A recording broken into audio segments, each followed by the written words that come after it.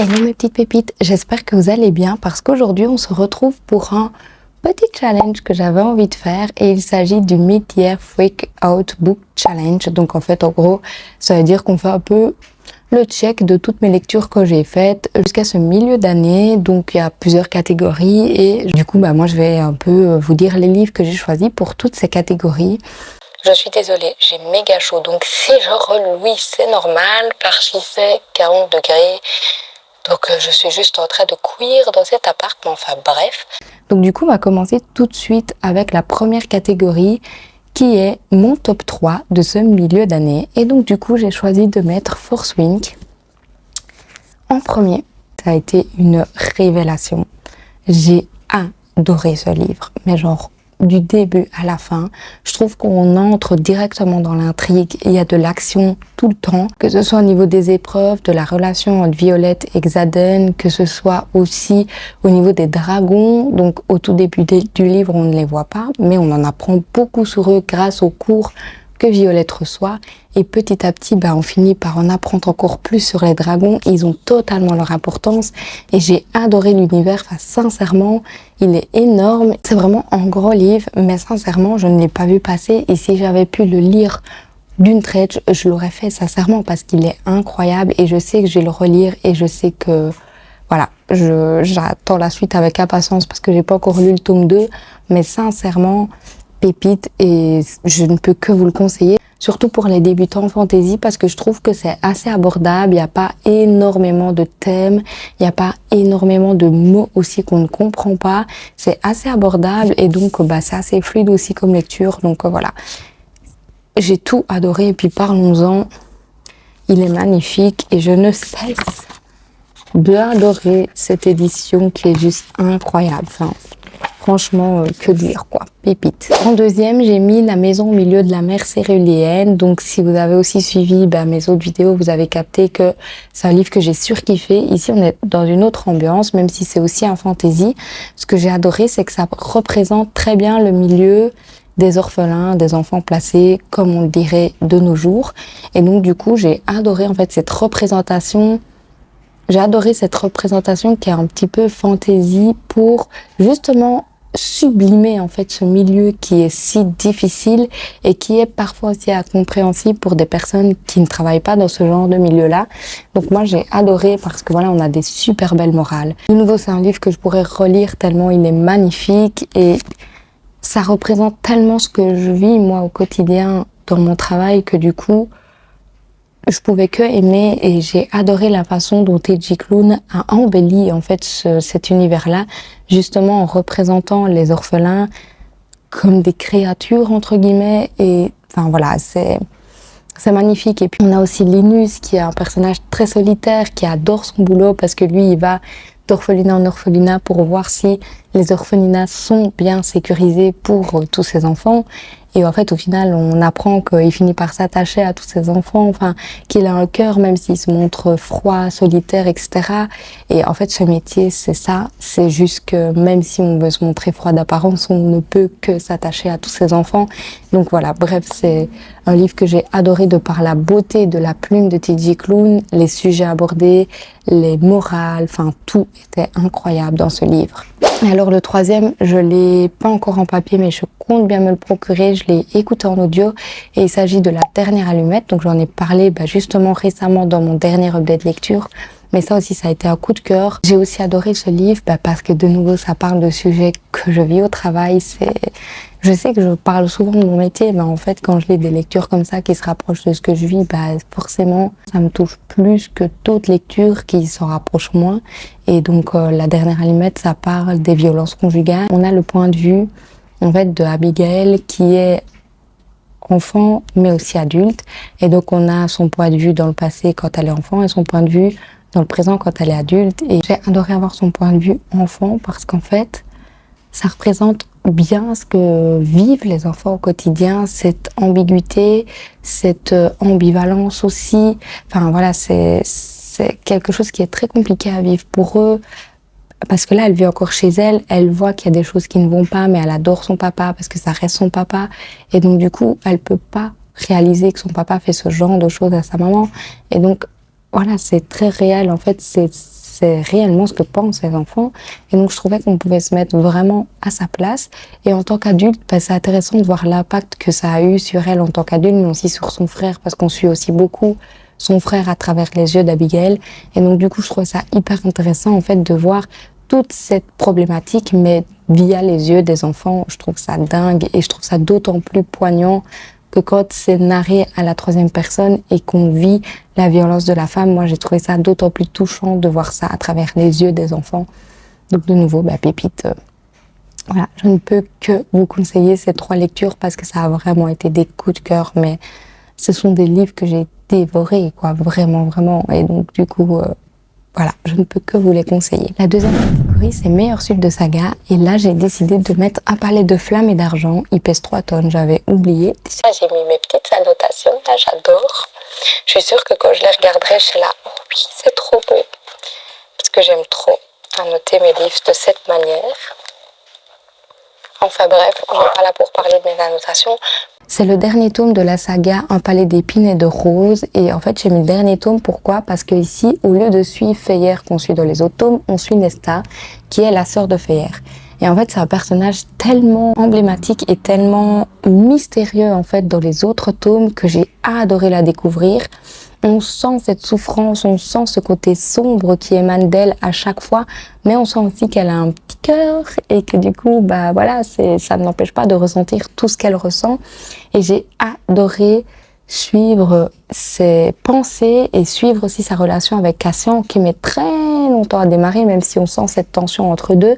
Il y a aussi beaucoup de respect entre les deux personnages et ça, j'ai adoré parce que on sent que c'est important pour Sarah Gimas de faire passer les relations amoureuses pour quelque chose de sain, même si il y a ce côté un peu sombre et un peu violent, entre guillemets, dans l'univers.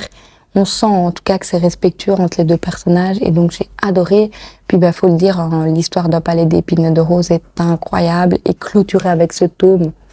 C'est juste grandiose, quoi. Et en fait, j'avais juste qu'une envie, c'était que ça continue encore et encore. Mais bon, c'est terminé, c'est comme ça. Je vais lire Keliana, comme ça va peut-être me laisser dans le mood. Mais sincèrement, j'ai adoré ce 4e tome et je ne suis pas déçue d'avoir clôturé cette saga parce que j'ai adoré tous les tomes, mais celui-ci reste vraiment mon préféré. La 3e catégorie, c'est les sorties récentes que j'ai le plus envie de lire, donc qui sont dans ma pile à lire. Comme vous le voyez, elle est toujours aussi énorme. Le premier que j'ai mis, c'est Divine Rivalité. Déjà, il est trop beau. J'adore le mood de toutes ces couvertures. Enfin, c'est magnifique. L'intérieur est trop beau aussi. On a un sublime jaspage que je viens de vous cacher en refermant le livre, évidemment. C'est très bien, Mélanie.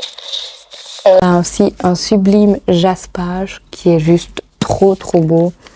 Enfin voilà, juste déjà la beauté du livre est sublime.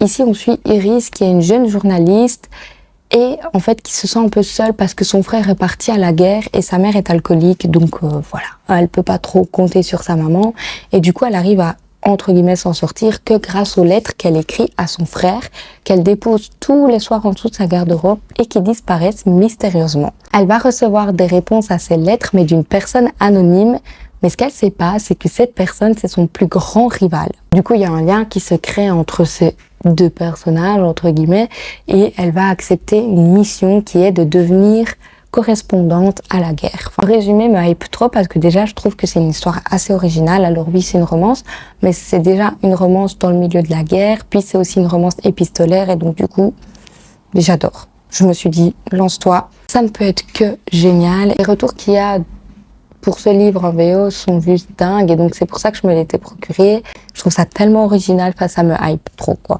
Donc voilà.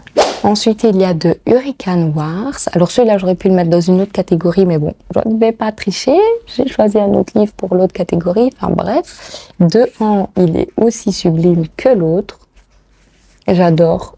Le mood mauve et tout là, c'est trop beau. La carte, elle est incroyable.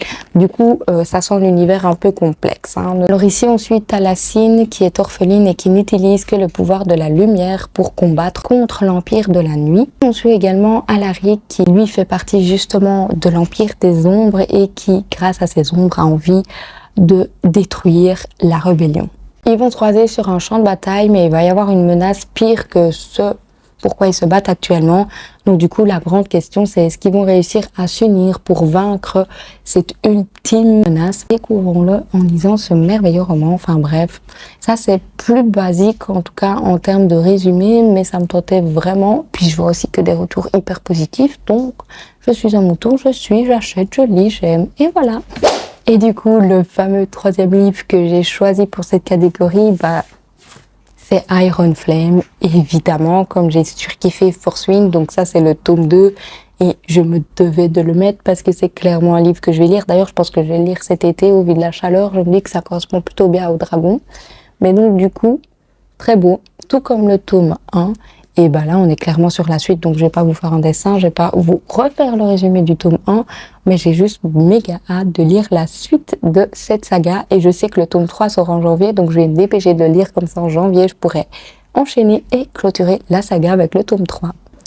La quatrième catégorie, c'est les sorties les plus attendues pour cette deuxième partie de l'année, et comme premier livre, j'ai mis Troublemaker 2, qui sort d'ailleurs dans le courant du mois d'août, donc j'ai hâte, je l'ai précommandé.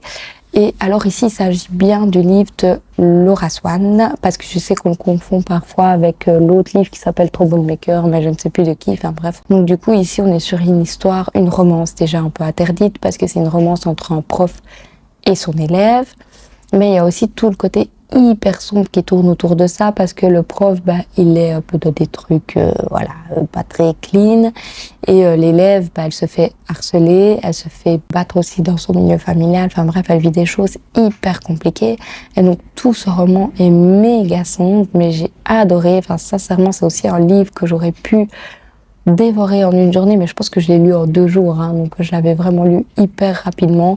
J'ai vraiment surkiffé cette histoire, et donc j'ai trop hâte de lire ce deuxième tome.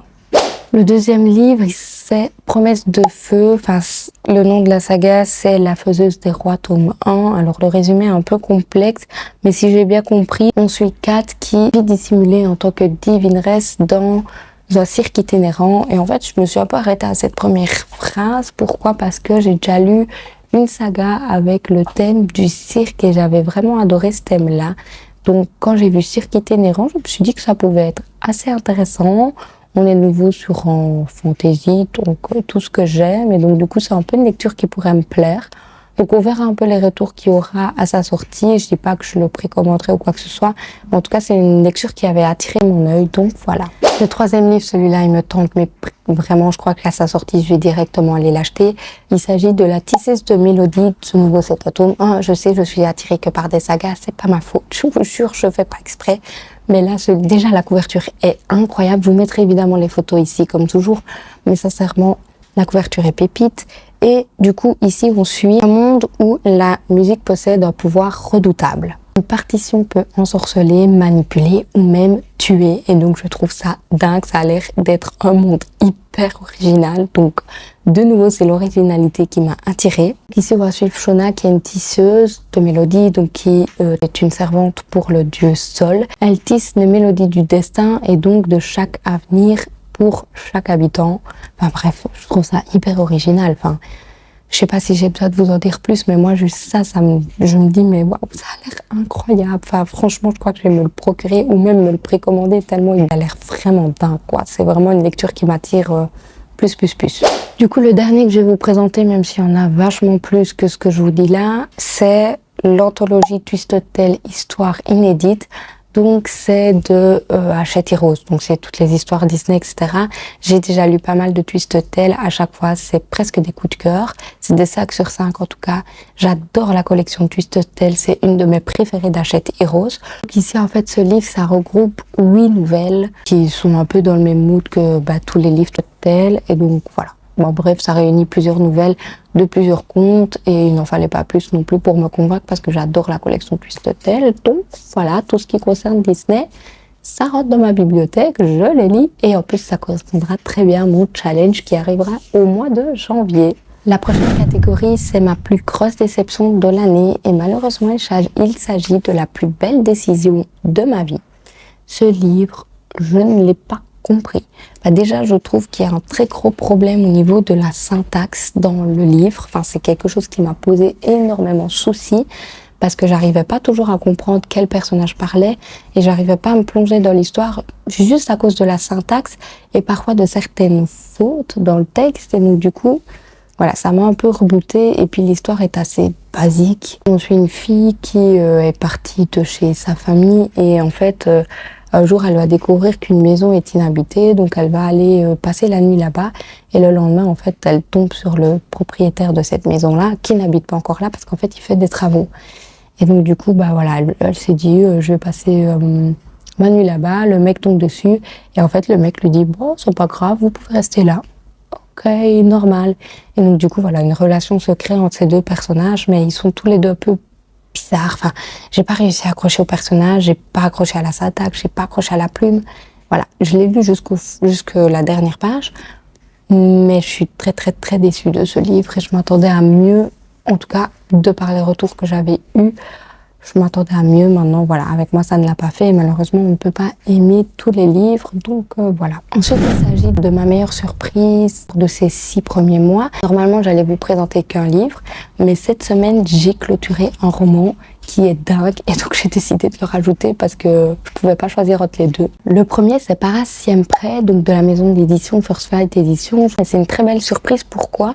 Parce qu'en fait on suit une histoire de gang et de favela et c'est tellement pas mon style habituel parce que forcément c'est une dark romance. Donc ce n'est pas pour tout le monde, je vous le dis clairement, parce qu'il y a de la violence mais à toutes les pages. Donc pour ceux qui n'aiment pas ça, bah, ce n'est pas pour vous. Mais moi j'ai été hyper surprise parce que je pensais pas que j'allais accrocher autant à cette histoire, mais j'ai adoré. J'ai surkiffé l'univers. J'ai plongé dedans direct quoi. L'univers des gangs, des favelas et tout, ça m'est totalement inconnu. Là, sincèrement, j'ai surkiffé l'histoire. La romance entre les deux personnages est trop cute. Enfin, en fait, le personnage qui est un peu reconnu pour être le bourreau du gang ne s'en prend jamais physiquement à la fille. Et donc, du coup, je trouve ça cool aussi parce que c'est une relation saine, même si évidemment la fille subit des violences à cause d'autres personnages dans l'histoire. Ben, la romance est assez saine et donc du coup ça fait pas comme genre Captive où le mec voilà, il l'enferme, il la violente et puis elle tombe amoureuse de lui. Non, là pas du tout, le mec ne la violente jamais, justement il n'y arrive pas parce qu'il ressent quelque chose pour cette fille et donc du coup il ne passe jamais à l'acte. Et donc voilà, c'est vraiment quelque chose que j'ai aussi beaucoup apprécié dans l'histoire. L'histoire du gang est super chouette à suivre. On a aussi plein d'intrigues. Il y a des trucs qui m'ont hyper étonnée à la fin, auxquels je m'y attendais vraiment pas. Donc sincèrement, c'est une très belle lecture d'une petite maison d'édition, mais que j'adore parce que je découvre plein de belles lectures grâce à mon partenariat avec eux. Donc voilà, je vous le conseille vraiment, mais plus aussi, c'est une très belle découverte. Et donc le deuxième livre du coup que j'ai terminé cette semaine et que j'ai adoré, c'est Noblesse oblige. Je pense que vous le voyez assez passer sur les réseaux, mais ici en fait on suit une télé-réalité pour les nobles. Et ça va bien au-delà de ce que je pensais. Ce livre c'est une dinguerie. Déjà il est court, il fait 400 pages, je pense que c'est un one shot, et donc du coup l'histoire est hyper dynamique. Genre on ne s'ennuie pas une seule seconde. C'est aussi un livre que j'aurais pu lire mais en un jour si j'avais eu que ça à faire de ma vie. Et donc du coup, mais incroyable quoi. On est dans un truc qui nous donne envie de continuer à découvrir cette histoire. Alors, ça m'a grandement fait penser à La Sélection de Kiera Cass, qui est aussi une saga que j'ai lue quand j'étais plus jeune et que j'avais adoré.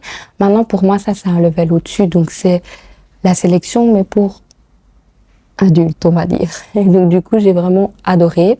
On suit Gabrielle, en fait, qui est à la base servante et qui va intégrer cette télé-réalité pour espionner en fait la famille royale et pour découvrir les secrets de cette famille parce qu'en fait cette famille a envoyé son père adoptif au front et à cause de lui il a été un peu radié et donc du coup elle veut connaître le secret de cette famille royale pour les faire tomber à cause de ce qu'ils ont fait à son père et donc du coup elle veut vraiment découvrir ce secret et donc on suit tout son cheminement de pensée, toute son enquête et tout. Et franchement, c'est hyper bien fait parce que du coup, elle se lie avec son garde du corps.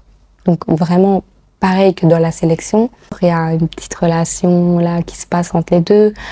Incroyable quoi, franchement incroyable. Il y a des personnages qui trahissent qu'on s'y attendait pas, des personnages qui trahissent pas alors qu'on pensait qu'ils allaient trahir. Enfin, une dinguerie.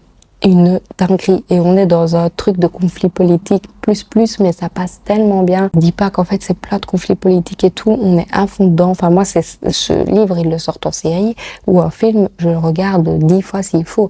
Et même c'est un livre que de nouveau je relirai. Et je suis même déçue que ce soit pas une saga pour une fois, parce que j'aurais vraiment trop voulu continuer à découvrir encore plus de choses sur les personnages et tout. Enfin, franchement, je me suis attachée à beaucoup de personnages dans l'histoire. Il y en a que j'aurais pu tuer tellement ils sont détestables. Enfin, incroyable. Franchement, c'est une très belle surprise. Enfin, j'avais quand même eu beaucoup d'échos positifs sur ce livre, mais à ce point-là, pépite. Je dis que pépite depuis tantôt, mais sincèrement, c'est vraiment un livre de fou, quoi. Ça m'a vraiment fait penser à La Sélection quand j'étais jeune, mais pour adultes, et donc du coup, c'est juste génial. La première catégorie, c'est ma nouvelle plume préférée, et alors je pense que je vais mettre T.J. Klune, parce que c'est un auteur que j'adore. J'ai lu que 2 livres pour le moment, donc j'ai lu La Maison au milieu de la mer céruléenne et Sous la porte qui chuchote. J'en ai un 3e dans ma pile à lire qui m'attend, mais sa plume est dingue. Elle est hyper poétique, elle est hyper addictive. On sent que c'est un auteur qui est hyper mature, qui recherche aussi beaucoup de choses sur les sujets qu'il aborde. On sent que c'est des choses qu'il a travaillé et qu'il a pas juste écrit un livre dessus parce qu'il a envie. Non, on sent que c'est travaillé, que c'est recherché. Donc, j'adore sa plume, je la trouve vraiment hyper poétique, hyper belle. Enfin, franchement, je pense que ça va devenir un de mes auteurs préférés parce que les 2 livres que j'ai lus, ce sont presque... Enfin, il y en a un que c'est un coup de cœur, donc La Maison au milieu de la mer céruléenne, et Sous la porte qui chuchote, c'est presque coup de cœur, mais de nouveau, les sujets abordés sont incroyables et je peux que vous conseiller de découvrir cet auteur parce qu'il est vraiment sublime. La dernière catégorie, c'est le plus beau livre qui a rejoint ma palle. Je savais pas trop lequel choisir parce que si vous voyez derrière moi, j'ai beaucoup de reliés qui sont juste magnifiques. J'ai choisi de mettre Fox Love King. Il est trop beau, regardez ça. J'adore le mood en fait. Le jaspage qui est incroyable. Trop beau. La carte qui est métallisée, je n'avais encore jamais vu. Et alors, on a sous la jaquette une sublime couverture avec une petite tête de mort et ce petit côté noir et blanc qui est juste... Oh, j'ai fait tout bouger. Ce petit côté noir et blanc qui est juste trop beau. Donc, je trouve que c'est sincèrement un des plus beaux reliés que j'ai, en tout cas, dans ma pile à lire, parce que j'en ai d'autres que j'ai déjà lus qui sont sublimes. Mais voilà, c'est un livre que je trouve magnifique. La dernière catégorie, je sais pas si elle est dans le truc officiel, mais moi en tout cas je l'ai mise et c'est un livre que j'ai abandonné.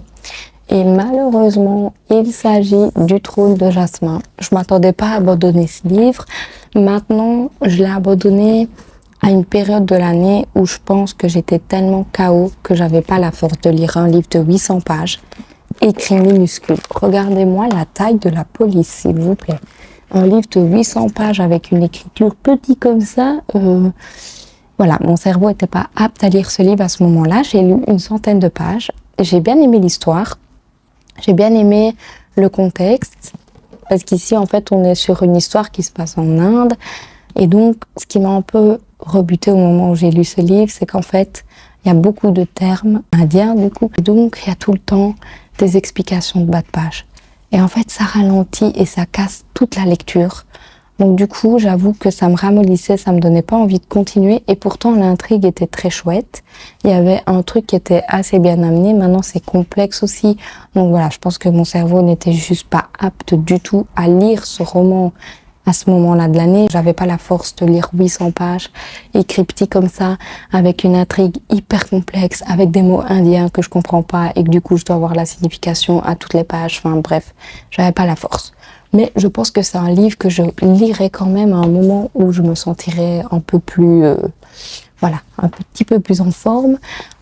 Mais ça veut pas dire que je n'ai pas aimé l'histoire. Si je l'ai arrêté, c'est pas pour ça. C'est sincèrement parce que je n'avais pas le courage à ce moment-là de le lire. Il restera avec moi, il restera dans ma palle et je suis sûre que je le lirai un jour quand je serai vraiment beaucoup plus en forme parce que c'est vraiment une histoire qui a tout pour me plaire. J'en ai fini avec ce petit challenge, donc j'espère que ça vous a plu d'avoir un petit peu ce petit débrief de milieu d'année, parce que je pense que fin d'année, j'aurai 1 milliard d'autres choses à dire Et donc du coup, bah voilà, j'avais envie de faire ce petit challenge aussi de milieu d'année pour moi aussi me rappeler certaines lectures, de revenir un peu en arrière et tout. Ça fait parfois du bien de se dire oh bah ouais, j'ai lu des belles choses cette année et tout. Donc j'espère en tout cas que ça vous a plu. N'hésitez pas à laisser en commentaire s'il y a des livres que vous avez lus, s'il y a des livres qui vous donnent envie, etc. Vous connaissez la chanson maintenant. Et moi je vous dis à la prochaine dans une autre vidéo. Bye!